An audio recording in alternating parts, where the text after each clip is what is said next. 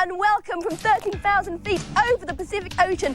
Sorry, I can't stop to talk now. I'm in the middle of a dogfight with a man from Belgium.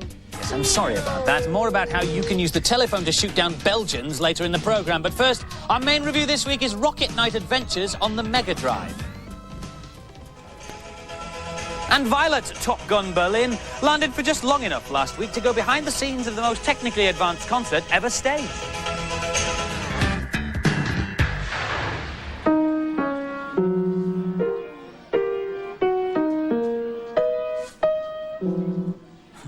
Well, if that's the nearest you get to musical composition, 2 or 3 notes on a piano and anybody within earshot runs for cover with their fingers in their ears, then what you need is this, the Deluxe Music Construction Set 2. Now, if you remember the original, you will realise that this has taken 7 years to come out. But when you see what the software is capable of, you will understand why. Well, it's just something by some unknown pianist called Scott Joplin. I don't think he'll do anything. But if you want to compose your own masterpiece, it couldn't be easier. We'll just stop Mr. Joplin in mid-stride here, and all you've got to do is select the note you want, crotchet, quaver, breve, semi-breve, and simply use the mouse to put it on the stave exactly where you think it should go. You hear the appropriate note as you do it, and if that wasn't easy enough, it gets simpler. Take the melody straight from the piano keys down the bottom here, and the computer will put the notes on the stave in the appropriate place. Then play it back to yourself. Anything you can do musically, this thing can do. In fact, you can even change the tempo. Now, I thought that was a bit slow, so if we change the tempo here, we play back my fabulous composition and just make it a little bit faster. Still sounds pretty dreadful, though, doesn't it? The best, though, is yet to come, and to show you that bit, I've got to get rid of my fabulous musical score and make way once again for Mr. Joplin. Now, Mr. Joplin wrote Cleophas originally for the accordion, but we can soon do something about that. Let's just go along here, and it's a set instrument, and we can change that accordion to anything we like.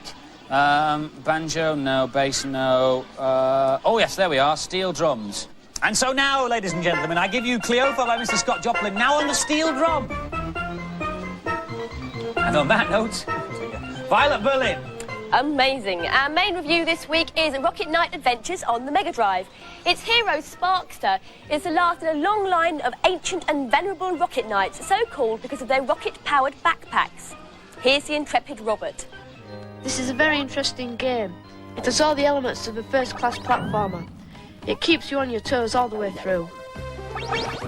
This is the start of level 2. There is a boss at the beginning of it, which is quite unusual, as it usually comes at the end. Sparkster is the main character in the game. While you move him, every part of his body moves. He has a jetpack on his back which will fire him up into the air or along the ground. You can use it to get up to great heights, which I've just used. He has a tail which you can cling on to ropes and trees and things. This is level 5. The bosses in this game are very creative. I've just killed one of the bosses, but he'll come back again. There it is. This is still level 5. The guards are chasing me through the building. I have to trap them in the lava. Bingo. I use the transporter to go to the next room. I have to knock the support, hold down my button, to charge up my boosters, and then roar up into the sky. At first, I gave this game 5 stars. Although after playing it for a while, it became very easy, so I gave it 4 stars. The cutesy character can be deceiving. It's a bit like Sonic, but my opinion, it's better. At first, I didn't think this was going to be my cup of tea, but if I had the money, I'd go out and buy this. And so the final scores for Rocket Knight Adventures. The girls gave it a good score of 4 out of 5, and the boys liked it too. 4 out of 5 from them.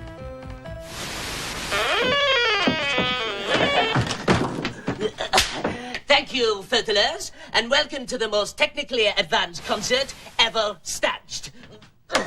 For my next number, I will be playing the music for Starwing on the Mexican nose flute with some very arresting visuals on the monitor screen.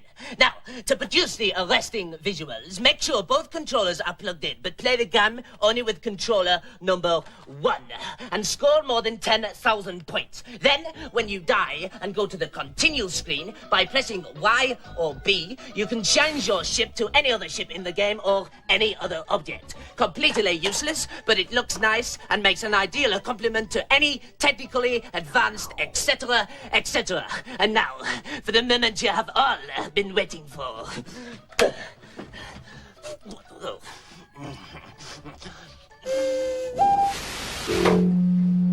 2, 1, 2. Hello, England, and welcome to Main Road Football Stadium, home of the Light Blues Manchester City. Today it's home to a different kind of team, the road crew of keyboard wizard Jean-Michel Jarre, who's touring Europe this autumn, playing with a cast of thousands to an audience of millions. A major tour like this one is planned like a military operation. Like a small army, they bring their own catering, security and power.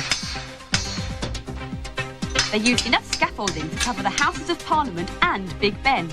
No wonder he's worn out. Jean-Michel Jarre's already directing operations to the stage crew and the band, who are getting ready for the sound check.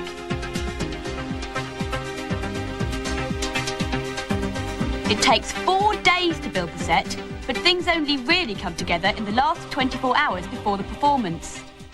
Much of the music is stored electronically on sequencers.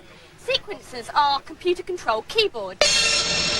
They talk to each other using a musical instrument digital interface, otherwise known as MIDI. 3 hours before the gates are due to open, and they're on their final run-through for sound.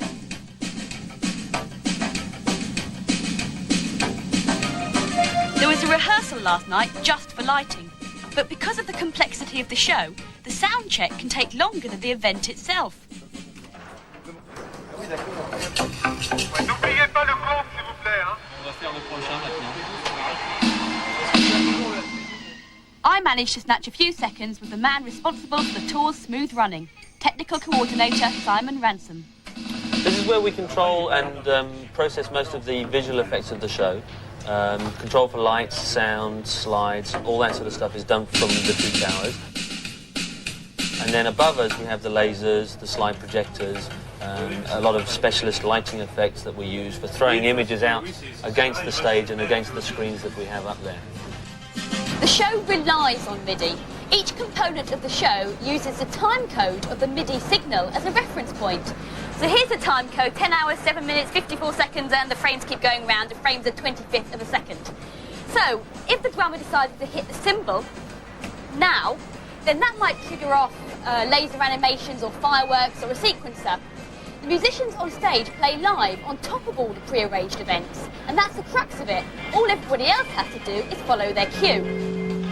The gates are about to open. I've just got time to ask Jean-Michel what he thinks about the people who say that computers are killing music. They're wrong because the emotions or lack of emotion is not the responsibility of the instrument, but the responsibility of the guy behind the instrument anyway, whatever it is, a tam-tam or a piano or a computer.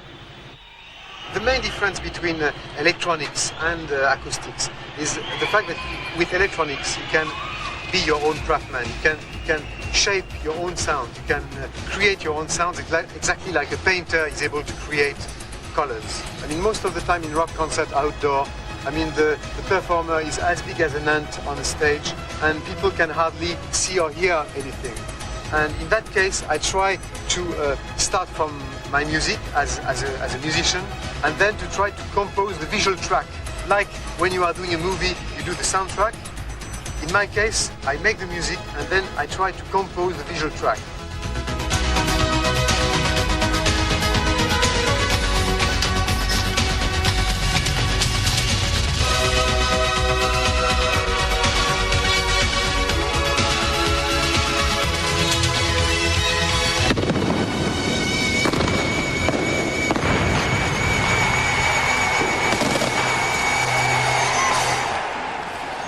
It's just like my garden on bonfire night. Jean-Michel Jarre's European tour finishes in his hometown of Lyon in France on October the 12th. Now for this week's news and previews. The latest add-on for both Game Gear and Game Boy are these radio tuners. You simply plug them in where you'd normally put a cartridge and listen to the radio instead of playing a game. Unfortunately, it's FM only, but you do get a pair of stereo headphones. Should be in the shops in time for Christmas. Thunderhawk on the Mega CD is a helicopter-based shooter. There are a number of campaign scenarios to choose from, such as halting a gun-running operation in South America or stopping chemical warfare in Southeast Asia. So if you fancy becoming a missionary of heroic proportions, this could be the one for you. It's due out in October. The publishers of Mortal Kombat had a bad week last week. They were desperate to keep the cart from going in the shops before the official release date last Monday. Unfortunately, people came in demanding their deposits back because they'd managed to get the game elsewhere. This, by the way, is the SNES version. Yeah. Hello again, scrotty fertilers. The soothing effects of pets. When it's all getting too much for me, I like to keep calm by feeding my goldfish. To my piranha. There you go, Cuddles. Oh, what's that you say, Cuddles? Tell them the cheat for RoboCod on the Amiga 1200. Oh, good idea, right, I will. On the title screen, all you have to do is type in O.S. hit the spacebar, friendly, F-R-I-E-N-D-L-Y. Now, at any point during the game, you can hit the letter M, like so, and you'll be prompted to enter a level code between 1 and 55 to get to any new level, like this one here. Marvellous. Oh, steady there, Cuddles, steady. Daddy's here, Daddy's here. Oh, Still locked in battle, I'm afraid. This may look like any other flight sim, but it is, in fact, unique. You see, you're not just playing against the computer, but against real-life aces, most of whom are over 100 miles away from the studio. In fact, I'm even playing against our American reporter, Z. Wright, who's playing in New York. I can talk to him using the communications panel, so let's see. Hi, Z. See what he comes back with. Yo, Violet, I'm going to get you. We'll see about that, not if I see him first. The game's actually called Air Warrior, and it's the first and only flight sim that you can play over the telephone lines. There's a range of different planes which all handle differently, and you can fight against up to 40 different people from all over the world. To play over telephone lines, you need a modem. That's one of these, this little black box here that connects your computer to the telephone system. It'll also cost you £10 a month to use the service and the cost of a call to London. Now, Andy was also in that battle, playing via the PC, and I think I got him.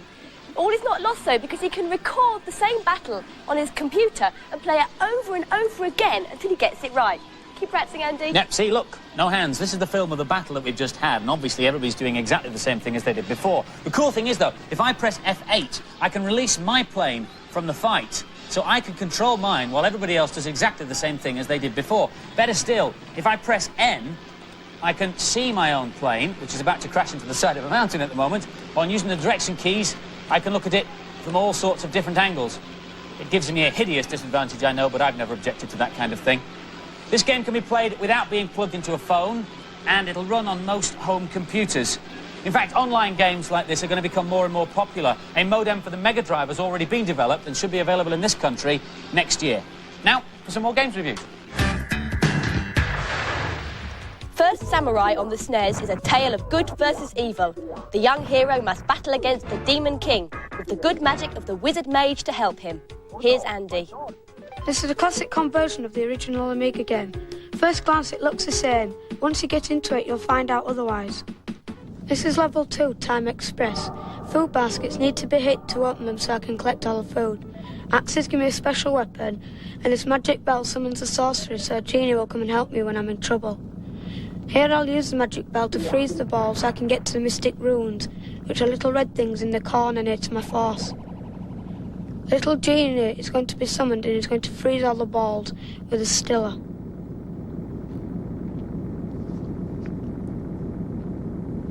I have to hit the balls to get past them, otherwise they will drain my energy, which is in the bottom left. Little stars flying about regain my force. Here I've broke through the wall with the mystic to get a mystic rune. I did this by summoning my sorcerer with the bell. My sword is going to go because I've lost all my life. It will regain again when I get some more diamonds when I kill some more baddies. Breaking through windows can earn you food, points or some extra baddies to kill. All in all, a good game, but definitely one for those who want a challenge.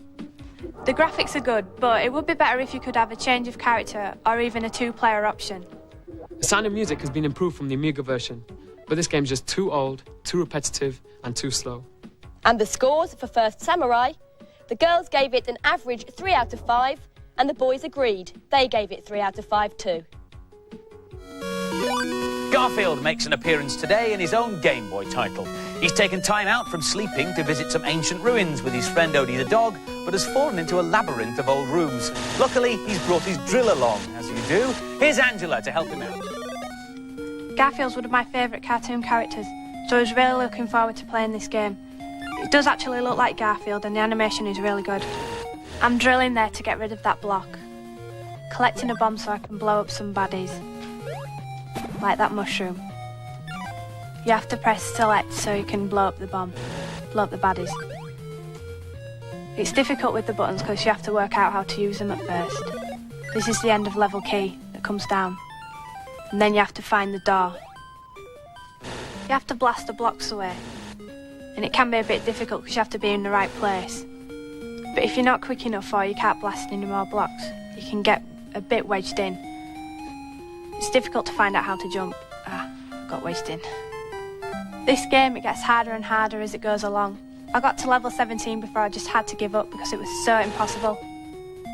There's a lot of Game Boy platform games being released recently, and Garfield is not the best of them. Just forget it. This was very hard, but not very exciting. I wanted to put it down after about 20 minutes. And the scores for Garfield, the girls gave it an average score of 3 out of 5, but the boys didn't like it at all. Only 1 out of 5. Steady, Cuddles! Sit! Calm down! Hello again, Furtlers. Still on a fishy theme. This is a cheat for Echo the Dolphin. Ow!